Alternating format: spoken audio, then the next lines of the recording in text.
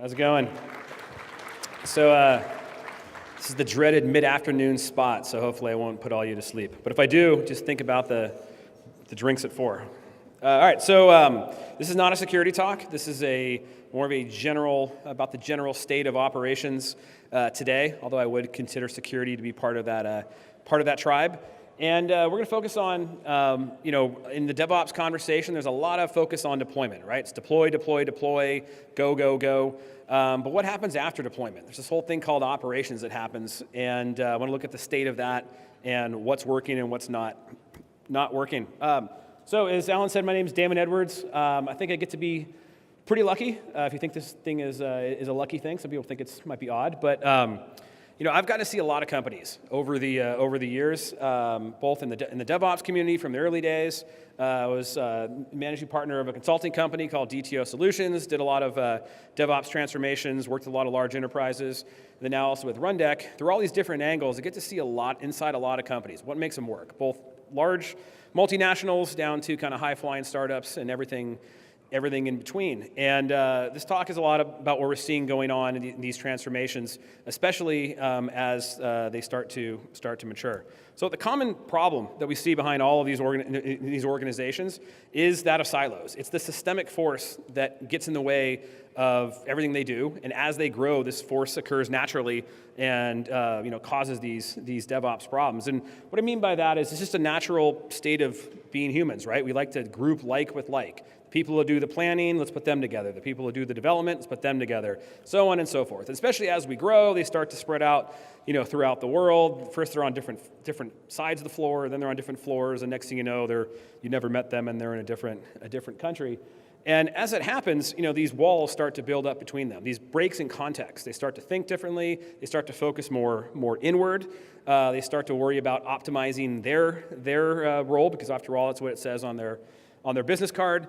And the problem with that is the handoffs start to get more and more difficult. From a customer perspective, from a delivering value perspective, the activity doesn't live in those silos. It's a horizontal thing that has to flow across the entire organization. So handoffs become more and more difficult, and as the handoffs become more difficult, people turn inward, try to protect themselves more, try to fix it from their point of view, and things start to pull apart. And we see here where the application knowledge ends up being great.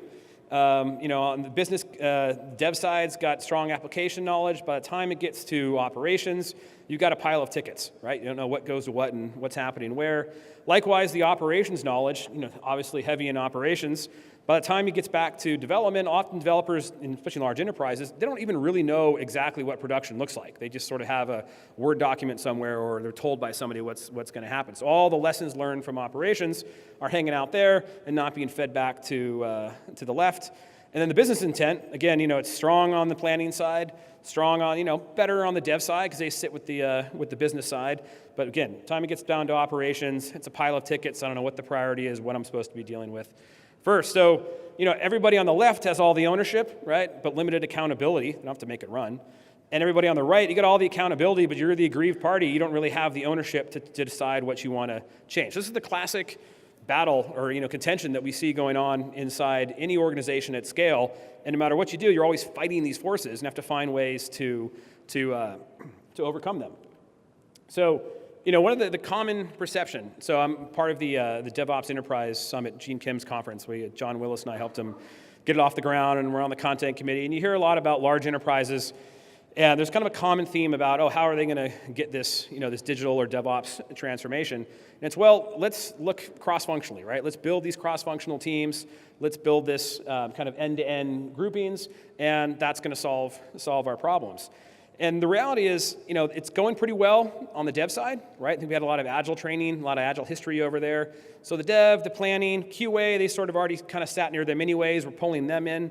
But the reality is you see a lot of organizations, they're stalling out when it hits the operations, right? And I mean enterprise operations, not the single business line, but multi-business line, multi-generational, the place where all of these streams of activity need to hang together in one cohesive place. The thing that actually defines the enterprise is operations. And we see a lot of these organizations where these transformations stall out at the point of hitting enterprise operations. Maybe they've carved out special zones or carved out special projects, but in terms of a mass transformation, there's really a struggle to actually penetrate true enterprise operations. And the problem with that is number one, it reinforces this silo divide at the most critical point. When we transition from the build part of our world to the run part of our world, no matter how fast we make that, if we have that handoff, if we have that break in context, it's reinforcing all those siloed problems I talked about at the absolute most critical point. And the second is it delays these feedback loops. This is kind of a messy picture, but the idea is if you think about what we're trying to achieve, why speed matters in these DevOps conversations, is it's all about fast feedback. How quickly can I get an idea? From the business perspective, how quickly can I get the idea round trip, get it in front of customers, see what happens? From a developer perspective, how quickly can I check something in and know whether it was right or wrong? From an ops perspective, how quickly can I change something and see if it was right or wrong, right? So by having this break between the development side of the house and the ops side of the house, or not fully pushing through this end-to-end transformation, we're just delaying those feedback loops. That's the whole point of doing this stuff in the first place. So in the end, what happens? This gap, this inability to cross the finish line is, preventing these organizations spending a lot of time and money doing this from having a truly meaningful impact that they're looking for, right? Time to market's higher than it needs to be, quality is lower than it needs to be, and costs are a lot higher than it needs to be. So, but let's look at it. I mean, I don't want to, throw stones at ops. Let's look at it because I'm an ops person. Let's look at it from the ops perspective, right? Number one, they're under this tremendous pressure these days, right? So imagine what it's like. You're in operations. You're being told, often by the same business people, two seemingly diametric messages, right? On one side, it's this no DevOps digital message, right? Go faster, open up, give more people access, integrate more, right? Go, go, go, deploy, deploy, deploy. On the other side, you're hearing, wait a minute, lock things down, slow things down, be more secure, be more reliable, don't be the next hack, don't be the next breach, right? I mean, these are seemingly opposing messages that are really putting ops into this tough squeeze, right? They're being squeezed between these two competing concerns. Then at the same time, there's not only the pressure of those two concerns and the complexity of all the generations of technologies that they're working with, they got to contend with this systemic organizational complexity that we've heaped upon them, right? So think about it, I need an environment, or there's something wrong with an environment that I have. Like, what do you have to do? Well, you've got this syseng team, and they've got to fill out tickets, and that goes to the 5 different networking teams, and then it bounces between them for some project management. It turns out we need to get the DBA involved. Well, they're busy on something else, so we'll send a ticket their way, and then we got security off somewhere else, and they're busy doing something else. And so, now we've introduced all this organizational division and complexity, even within our own 4 walls. That's just complexity of the organization now interacting with the complexity of the systems. And kind of last meta point is, think about what's happened. Silos plus time, right? We call them islands of automation, right? That remember when Chef and Puppet and Ansible were the hot new thing, right? Now that's almost kind of legacy, right? We've got the new container stuff coming on, right? And let alone we still got Blade Logic and Opsware, and we got Bob's shell scripts and June's PowerShell scripts, right? This stuff lives forever and ever. So now we've built these islands of automation across our organization. And we like this little map here because we got the new tools, the volcano erupting at all times. New islands are springing up. It's the nature of what we do. So if you think about it from the ops perspective, they're in that ops squeeze. They're dealing with this extreme organizational complexity, and they're dealing with trying to put together all of these islands of automation. So that's from their perspective. It's a painful place to be. So what has to happen, right? I mean, we only have 20 minutes left, so I'm going to give you kind of the high level here and then drill into one piece. There's a lot more to this. But if you think about how can we achieve that end-to-end transformation? How can we help ops transform itself so it can join the end-to-end transformation? So, step one is the notion of simplification, right? Just how can we simplify what we do in operations? Part of that is reducing the number of things we have. Part of that is improving the configurability and the operability things, but taking a concerted effort to look at the simplification of how operations works. It makes its tooling choices and its organizational choices. I know at the DevOps Enterprise Summit, there's a lot of talks about that, about how they were working on simplifying their operations. And then, step two, that allows them to, once you're simplifying the nature of operations, it's easier to start that reaching across that divide and integrating these development streams into operations. And then by simplifying and integrating, we're then able to start focusing on building these enabling services, right? Building the operations as a service, where standard platforms, standard parts, open APIs, putting the control into the hands of the producers, the teams that are building things out there, so they can pull the operational needs that they have. And I'm going to kind of focus on an example here of the integration part, right? Once you're focused on simplification, really focusing on how do you integrate all of these activities. A term, have you heard this term before, shift left? Right, it's a kind of common DevOps term. The idea is the stuff that we would normally leave in the waterfall sense to the end of the life cycle, how do we pull it left? How do we pull it as far forward in the life cycle so we solve these problems as early as possible? We have the shortest feedback loop as possible, and we can learn quickly, right? So, and also there's another trick to it too, which is there's always more developers than operations. So the more we can get them to do the work for us, the better off that we're going to be. Well, most of the shift left conversation you hear focuses around really the deploy side of things, right? Writing and testing your deployment automation, writing and testing your automation, your test automation, running security tools for earlier in the life cycle. It's really focused around the deploy or the delivery side of things. But there's a whole bunch of other activity that we're finding out that we have to shift left as well, right? And this is more on the operate side, right? So, writing and exercising the automated runbooks, the procedures that we're going to have to run in these centralized operations. Writing and exercising our monitoring early in the life cycle, as well as how do we shift left operational control? How do we allow those developers to take control and do things that normally we would only fall into the hands of operations. I think that's the most interesting field right now, is seeing people who are saying, well, how are we going to take these pieces and shift them left? And the pattern that we're seeing is a pretty simple one, right? Some few rules. Number one, those who build something, right, define the procedures to fix it. So you're the one you built something, you best know what it means, how to run it. You have a common vocabulary for how to run it. You have a common vocabulary for how to run the diagnostics, how to run the tests. And so you have to be the one who defines it. You can't hand it off to somebody else and expect operations to catch it, figure out, from a Word doc or whatever it is, how to write all the right tests and monitoring to tell this thing is healthy. That has to be part of the definition of done and the definition of that delivery.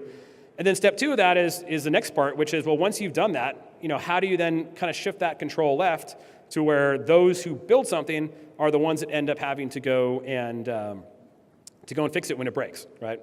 And so this brings up the kind of common set of questions that everybody, especially in the enterprise, pushes back against, right? Well, how do you enably give out that access, right? How do we let people have this kind of access that we need? How do we enable those experts to give operations or to put in a central place these remediations, these procedures that we want to hand off? Like, how do we make that work, right? And then how do you give the experts visibility into operations in the first place, right? How do we let them have access and see what's happening?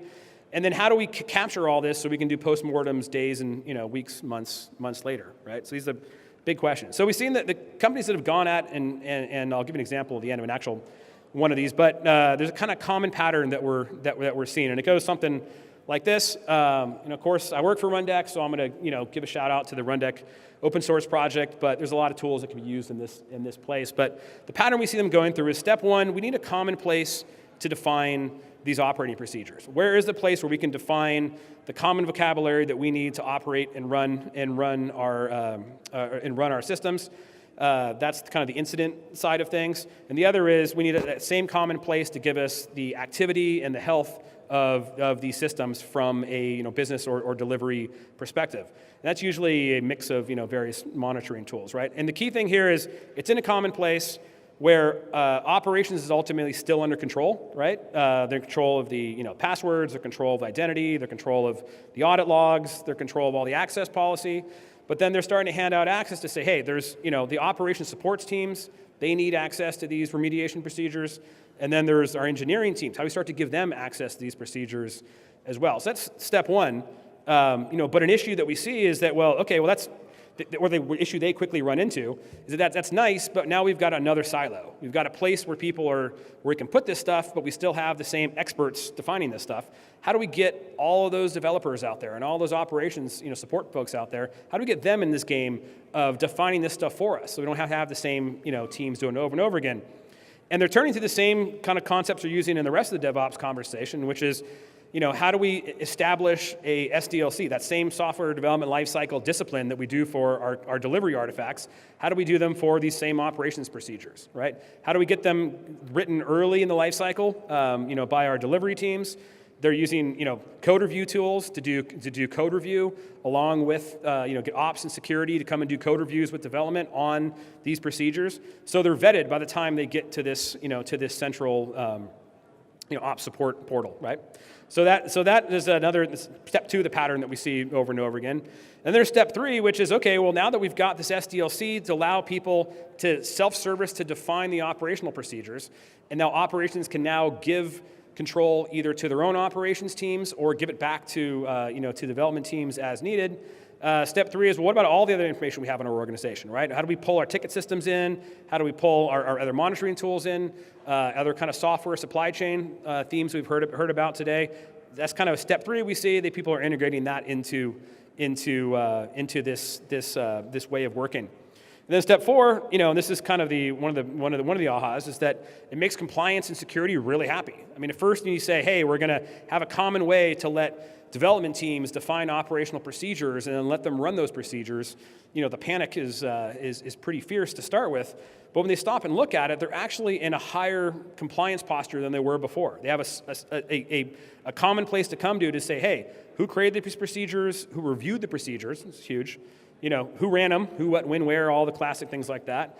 And then by tying it to the ticket systems and whatnot, we now have the approval trail. So we have the full operational control picture for the organization. And we've actually allowed things to move faster and given out more control, but we've actually raised, our compliance and security posture. That's my only mention of security in this talk, so sorry if you were expecting more. So example of putting these principles to work. The folks over at Ticketmaster, that's Jody Mulkey, their CTO, Justin Dean, the head of ops, and Mark Mon was one of their key engineers who worked on this. They're like $25 billion of tickets a year, right? When the Yankees can't print tickets, they say it's not a TechCrunch news. It's a New York Times, CNN kind of news, right? So their public outages were a huge deal to them, and they had a lot of them. And the biggest problem was, they had all these legacy systems, like 15 different ticket systems around the world, right? How do you diagnose what's going on and catch these problems early and often as possible? So what did they do? So they followed the same kind of pattern, right? They got in the habit of making the delivery teams write all the automated procedures, the starts, the stops, the restarts, clear the caches, first level diagnostics, second level diagnostics, reconfiguration, a basic vocabulary to say everything that comes into ops has to have this set of procedures. And ops at all time was maintain security control as to, or in control to say who could run what procedures, when, what, and where.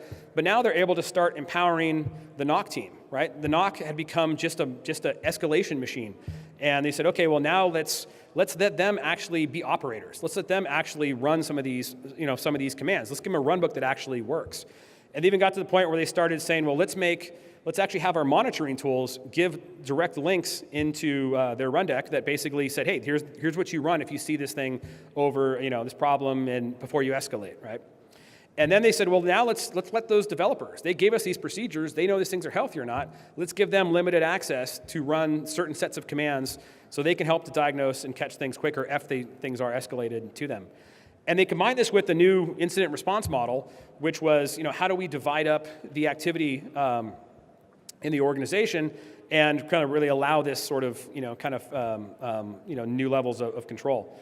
And what was quite striking about it is, you look at, this is like an 18-month project, right? They call it support at the edge. How do we push support closer to the edge?